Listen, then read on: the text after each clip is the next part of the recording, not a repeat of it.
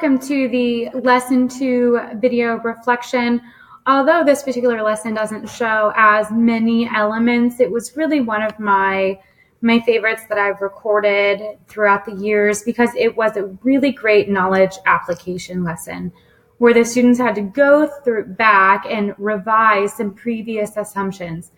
About 2 weeks before, the students had created an imaginary person. They had made some hypotheses about how they thought someone from a Hispanic-speaking country would live. And then through class, they had to research through a jigsaw activity customs and living patterns of people in both Spain and those of Latin America. They tend to be different from one another.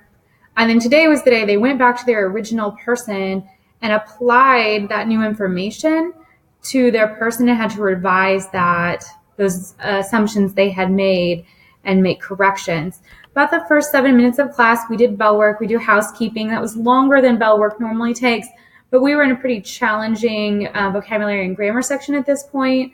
They were doing some practice sentences for what could be helpful in a writing, so I let them have those couple extra minutes to make sure that they were done.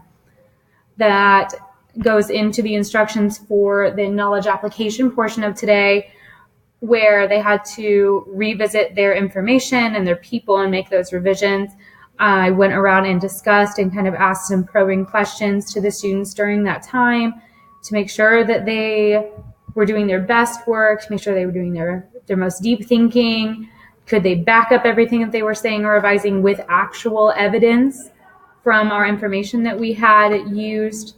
And then when they were finished, they posted on Google Classroom the 3 things that they would revise and returned their drawings to the front board. After that, we were moving on to some new vocabulary. More Window is an interactive vocabulary lesson I like to use at the beginning of new vocab.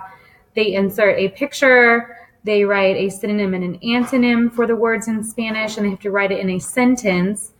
A lot of times just having those 3 different touches with new vocabulary allows them to explore it a little deeper. It's not exact rote memorization because I'm asking you to think about it and use it in different ways. And so the remainder of class was used kind of as a pre-lesson for the next day.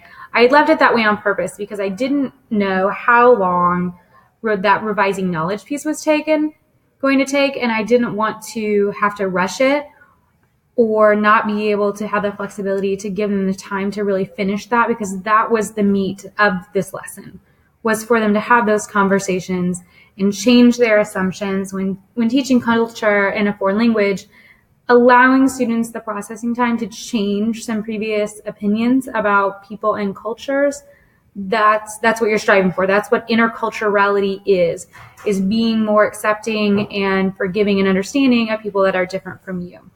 So from that perspective, this was definitely a successful lesson. Thank you.